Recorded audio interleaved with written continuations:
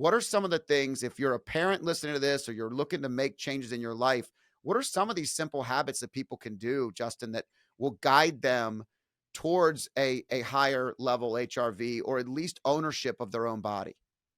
Yeah, I'm going to put a bookmark in that and come back to it because I want to tell my story so Okay. that people can understand why that matters and why I'm passionate about it. And it touches on what you spoke about in terms of your mentality of I'm good, I can keep going, I can keep pushing. So in 2018, over the course, this is now I've had a 10-year career in the NCAA and the NHL as a health and performance director, managing the health, wellness, and performance of the best athletes in the world. And I had that same mentality. I was pushing, I was grinding, I was up late at night, I was looking at all the data, I was at games until 10 p.m. I was then staying up until 1 or 2, looking at the data, looking at back over video, waking up at 7 a.m. to ultimately get back to the rink, be the first one there, traveling over 100 days a year, uh, pushing in a massive way. At the same time, and people have to realize this, I wasn't just this guy that was this nerd in the corner. I was working out heavily. I was running triathlons. I was running marathons. I was winning world championships in the DECA and the High Rocks games and competing at a high level. I had all the muscles. I looked fit as you could ever imagine. And in 2019, for the first time in my life, I was like, something's not right. I had brain fog like I couldn't imagine. I had body aches that were showing up that weren't normal. I was having a trouble sleeping. Anytime I was eating, I'd get this indigestion and bloating feeling. And I started to go to all the doctors. And the doctors would run blood work and they say, "Oh, you're the picture of health. We want all of our people to look like you." Other doctors would say, "Oh, Justin, you just turned 32. It's normal. It's normal. You're in your 30s, man. Like that's normal." Um, Justin, look at what you're doing. Look at what you're asking your body to do. Look at how you're training. That's normal. Like expect that. But I wouldn't accept that. So I then went to naturopaths. I then went to the functional medicine docs. They did all their fancy tests, thousands of dollars, gave me their protocols, gave me their supplement routines, thousands of more dollars. Didn't feel any better. Then I was in Chicago and I picked up a medicine ball after preparing our guys, and I turned, and the last thing I remember was the room spinning. I fell, and the next thing I remember is seeing the top of a room laying on a bed, and I'm like, man, I got to figure this out because this is not okay. I went and got a colonoscopy and an endoscopy. They found 4 polyps the size of my thumb in my colon, all precancerous, and they found an ulcer in my stomach, the size of a quarter, also precancerous. And that was the moment that I knew I had to change something because how I was looking on the outside was not living up to how my health truly was on the inside. And the doctor said to me, he goes, "Justin, I'm sorry we didn't find this, but if we hadn't done this, you wouldn't have seen your 35th birthday. It would have gotten that critical that quickly. And 3 years later, I would not have been here." And so that's why this matters to me, is making sure that we can look on the inside out. And that is what true ownership of your health looks like. And so for me, I say we need to do 3 things. 3 things in taking an ownership picture. Number 1, we need to understand what our biometric data is. Biometric data I put into 3-prong approach. Number 1, we need to know heart rate variability. Number 2, we need to know sleep quality. Number 3, we need to know VO2 max. Those are the 3 numbers that we need to be aware of. Heart rate variability, stress and strain, understanding this component. Number 2, sleep quality, knowing the difference between light sleep, slow wave sleep, REM sleep, and a wake cycle. We want to be at 40 to 50% of our sleep quality in REM and slow wave.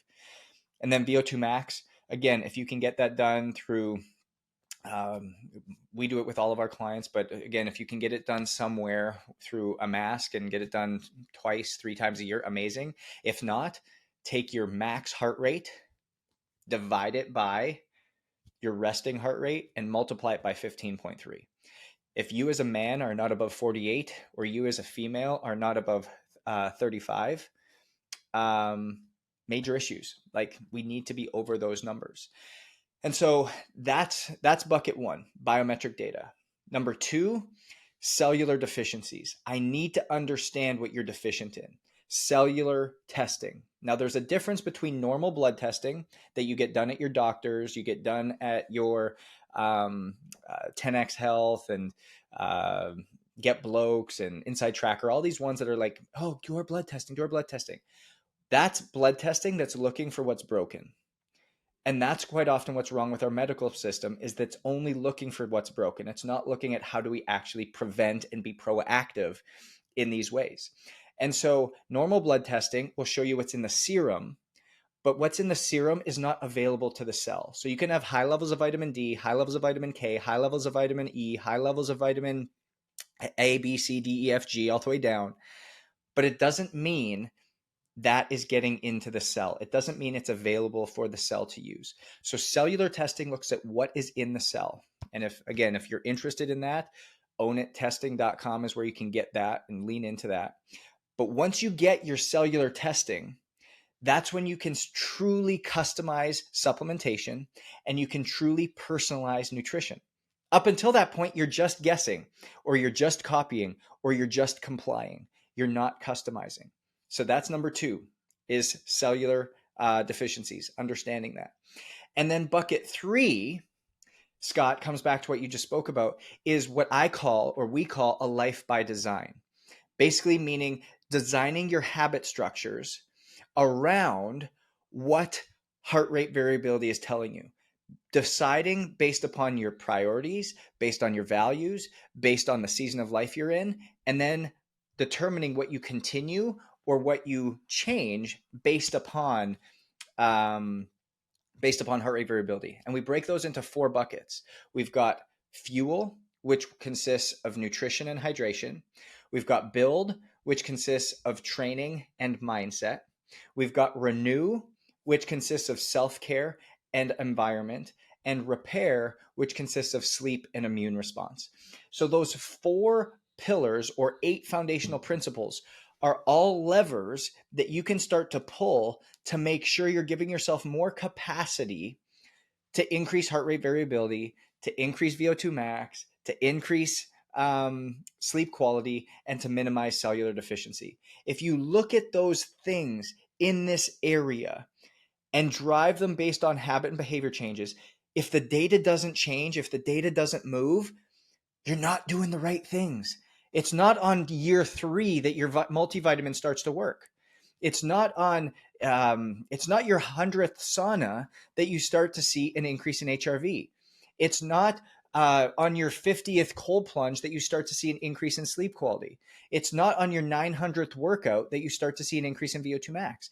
You should be seeing this incrementally, and incremental improvements in all of these, if what you're doing habitually is actually working and designed for you. And so that's how we structure this. That's how we do things. That's how we work with people, so that we run the decision-making process, develop the programs, develop the processes, develop the systems for you, extremely unique, N of 1 solutions, so that data drives decisions, not opinions, feelings, and behaviors. Yeah, it's great. And it's so well needed. And the process sounds phenomenal. At the end of the day, what you're doing is you're taking what a lot of people have been utilizing for athletes in general and Yeah. applying it to the average human who's not getting any level of data or feedback to understand what's right. When you just go ahead. I was just going to say, Scott, what ends up happening too, and you find this in our society, you find it in this industry, this health and performance, this health and wellness industry, so often, is people get really excited about like shiny objects or gimmicks, and you see it all the time. Some people go, "Oh, we're now going to be measuring VO2 max," and they'll measure VO2 max once, and then they'll program on it and allow it just to continue for the rest of eternity. Well, that's not a system.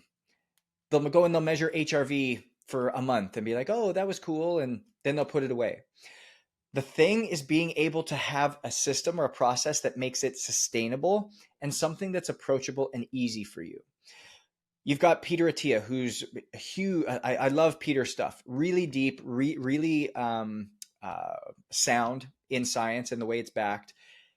But the thing that Peter does that I'd love him to take the next step with is he talks so heavily on VO2 max and how important it is, and how the higher your VO2 max number, the further you are away from death, all these things.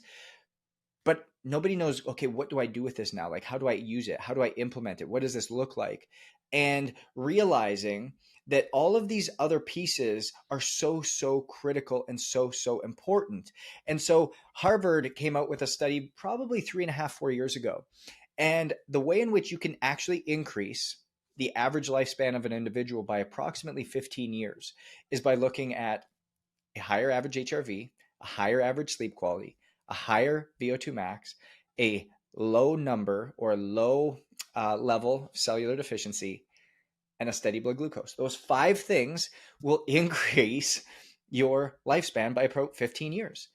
And so all of a sudden, when I think about this and validating again what it is that we're doing, looking at HRV, sleep quality, cellular deficiencies, VO2 max, and then having habits that are driving back to these and determining, hey, do I need to change something? Do I need to adjust something? Do I need to do something differently so that we can all of a sudden realize something different?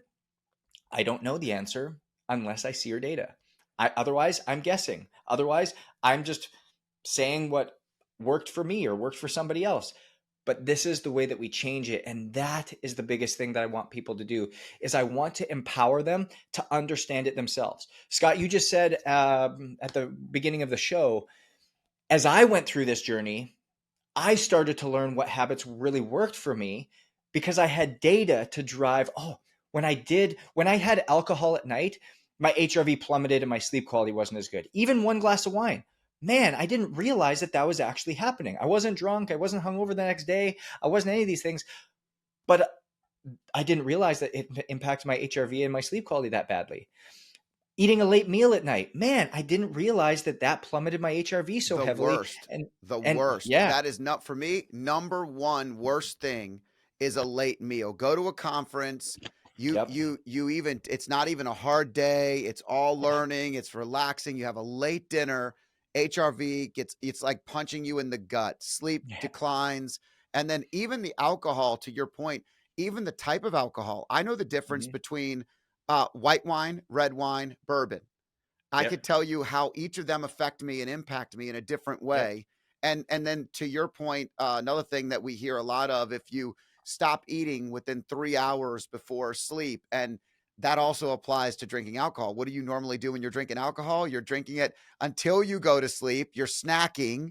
You're doing all the things that you shouldn't be doing, and all these habits become it's sort of like the lifestyle habit. When someone starts working out, it's not just the workout that's helping them become better if they're doing it every day. It's the fact that when they go to sleep, they're hydrating more. When they go to sleep, they're going to bed earlier. They're not drinking alcohol during the week now because they have a workout the next morning. Like these are changes that start to catapult you towards a healthier life that you don't Yep. recognize until you start taking action. If you like clips like this, I have a similar clip here. And if you want to watch the full video, click here.